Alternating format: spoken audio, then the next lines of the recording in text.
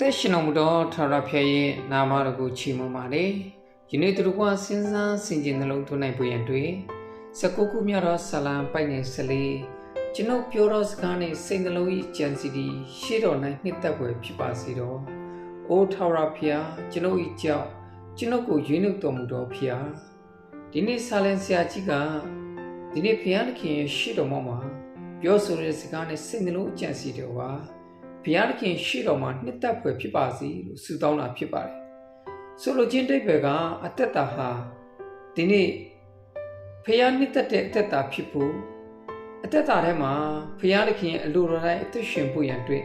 ဒီနှစ်သက်တဲ့အသက်တာလေးဖြစ်ပါတယ်ဘဝကိုရိုးရိုးလေးနဲ့အသက်ရှင်ပြီးဘုရားပေးတဲ့မြင့်မြင့်ကြံတက်ဖို့ဘုရားပို့ဆောင်ပေးမဲ့အကြံစီတော်ထဲမှာဒီနေ့ဖခင်ရဲ့ဂရုတော်အဖြစ်အမိမဟုတ်ပဲခေါင်းဖြစ်စေဖို့ရန်အတွက်ရိုးရိုးကြည့်ပြီးမြင့်မြင့်ကြံဖို့ရန်အတွက်စိတ်နှလုံးအကြံစီရှိနေခြင်းဖြစ်တာကိုဖော်ပြနေတာဖြစ်ပါတယ်။ဒါကြောင့်ကျွန်တော်ပြောတဲ့စကားနဲ့စိတ်နှလုံးအကြံစီတော်ဟာ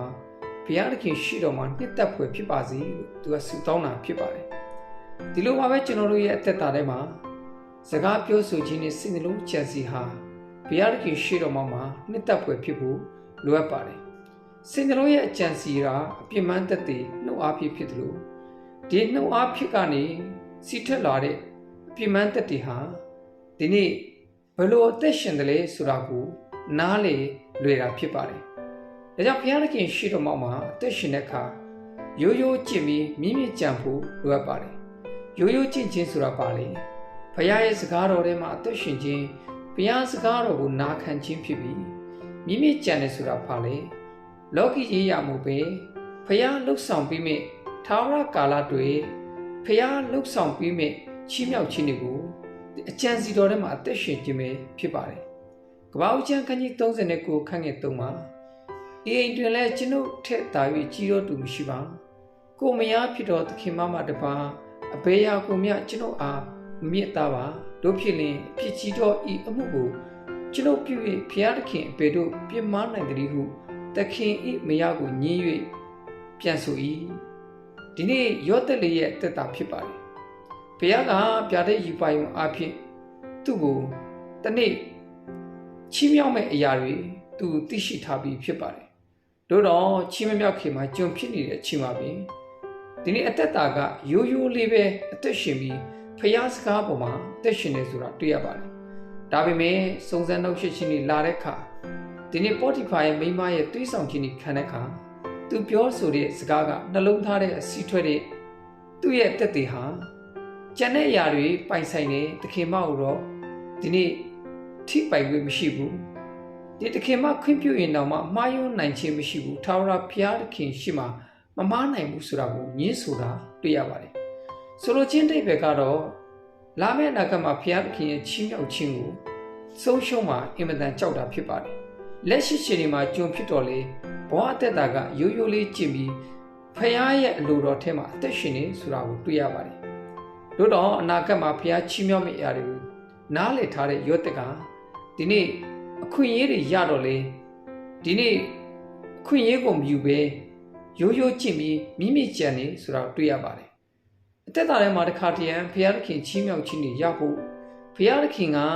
ကောင်းစားခြင်းတွေနဲ့တင့်ကိုပို့ဆောင်တော့မယ်ဆိုရင်တင့်အသက်တာဟာနားလည်ထားဖို့ရန်အတွက်အခွင့်အရေးတိုင်းယူဖို့မဟုတ်ပဲဖခင်သခင်အလိုတော်ထဲမှာရိုးရိုးကြည့်ပြီးမိမိကြံဖို့လိုအပ်ပါတယ်။ဒါကြောင့်ဖခင်သခင်ကသင်္ခါရထဲမှာပေးတဲ့အရာကတင့်ဘဝအသက်တာတဲ့ထာဝရမဟုတ်ပါဘူး။ဖခင်ကမိမိကြံတတ်ဖို့ရန်အတွက်ပေးရတဲ့အကြောင်းရင်းကလောကမှာတင့်ရဲ့အသက်ရှင်မှုနဲ့တင့်ရဲ့လှုပ်ဆောင်ချက်ကထာဝရကာလမှာဖျားပြီးမဲ့စုရှိပါတယ်။ဒါကြောင့်အသက်တာဟာလောကထဲမှာအသက်ရှင်တဲ့အခါရိုးရိုးကျင့်ပြီးမြင်းမြင်းကြံတတ်ဖို့လိုအပ်ပါတယ်။တေကောခန်းကြီးကိုခန်းငယ်24မှာမြေတပြင်လုံး၌ပြန်၍ပြေးကြတော်သူပေါင်းတို့တွေပြန်၍ပြေးကြတော့လေတယောက်ထဲတာနေစုကိုရသည်ဟုတေလို့မသိကြသလိုစုကိုရမည်ကြောင်းပြေးကြလော။ဒါကတော့ရှင်ပေါလုကြီးကကောရိန္သုမြို့မှာရှိတဲ့ယုံကြည်သူတွေကိုဒီနေ့ဩဝါဒစာပေးခြင်းဖြစ်ပါတယ်။ပြိုင်ပွဲတစ်ခုမှာစီးမြင်အရာပြေးရပြီးပြေးတော်သူတွေအများကြီးရှိပေမဲ့ပန်းဝင်တော်သူကတယောက်ပဲထို ထိုပန်းဝင်သောသူကဆုရမှာဖြစ်တယ်။ဒါကြောင့်အသက်တာထဲမှာလောကထဲမှာစစ်မြေပြင်ကဲ့သို့ပဲမြေတလင်းမှာပြိုင်နေတဲ့ဘဝအသက်တာဟာပြိုင်ပွဲတစ်ခုကိုဝင်နေတဲ့အသက်တာမျိုးဖြစ်ပါတယ်။ဒါကြောင့်ဘုရားသခင်ရဲ့အလိုတော်ထဲမှာအသက်ရှင်ပြီးလောကထဲမှာလောကီသားကဲ့သို့အသက်ရှင်ဖို့မဟုတ်ပဲလောကထဲမှာဘုရားအလိုတော်တိုင်းဘုရားသားရဲ့အသက်တာဖြစ်ဖို့အသက်ရှင်ဖို့ဒီနေ့ဖော်ပြနေခြင်းဖြစ်ပါတယ်။အကြောင်းကတော့ဒီနေ့ဆုံးနိုင်အောင်ပြီးတော့သူတွေဟာဘုရားသခင်ပေးမဲ့ဆုဆိုတာရှိတာဖြစ်ပါတယ်။ဒါကြောင့်လောကထဲမှာဘုရားအလိုတော်တိုင်းရိုးရိုးလေးပဲအသက်ရှင်ပြီးဒီနေ့ဘုရားပေးမဲ့ဆုလက်တော်ကိုဒီနေ့ရရှိဖို့ရန်အတွက်မြင့်မြင့်ကြံတတ်ဖို့လိုအပ်ပါတယ်။လောကမှာရမယ့်ဆုထက်ထာဝရကာလမှာရမယ့်ဆုကအမြင့်ဆုံးသောဆုဖြစ်ပါတယ်။ဒါကြောင့်အသက်တာထဲမှာလောကမှာအသက်ရှင်တဲ့အခါရိုးရိုးလေးပဲအသက်ရှင်လိုက်ပါ။ဘုရားစကားတော်ထဲမှာဘုရားရဲ့အလိုတော်ထဲမှာဘုရားကြံစီတော်ထဲမှာနာခံလမ်းလျှောက်ခြင်းနဲ့သူရိုးရိုးလေးအသက်ရှင်တော်သူဟာဒီနေ့ထာဝရကာလဆုံးနိုင်အောင်လမ်းလျှောက်အသက်ရှင်တဲ့သူတွေရဲ့အသက်တာကိုဒီနေ့ထာဝရကာလမှာဆုလက်တရဖူပြင်ဆင်ထားတယ်ဆိုတာကိုနားလည်ဖို့လိုအပ်ပါတယ်။ဒါကြောင့်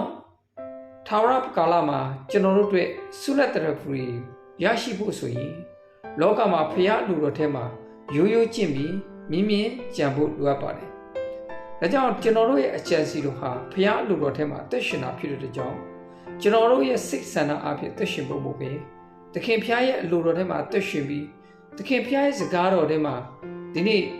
ရိုးရိုးလေးပဲကျင့်ကြံပြီးဒီနေ့မြင့်မြင့်ကြံတတ်တဲ့အသက်တာဖြစ်ဖို့ဖရာလူတော်ရှိတာဖြစ်ပါတယ်။ပြည်တော်သူများစွာရှိတော်လဲပန်းဝင်တော်သူတယောက်ပဲဖြစ်ပြီးထိုပန်းဝင်တော်သူကဆုရတာဖြစ်ပါတယ်။ဒါကြောင့်ကျွန်တော်အသက်တာမှာလောကမှာပြည်တဲ့သူတွေများစွာတွေကတယောက်ဖြစ်ပြီးဒါကြောင့်ကျွန်တော်အသက်တာမှာမိခဲတို့ပဲရိုင်လဲပါစေ။ရိုးရိုးပဲကျင့်ပြီးမြင့်မြင့်ကြံတတ်တော်သူဟာဘုရားသခင်ဟာ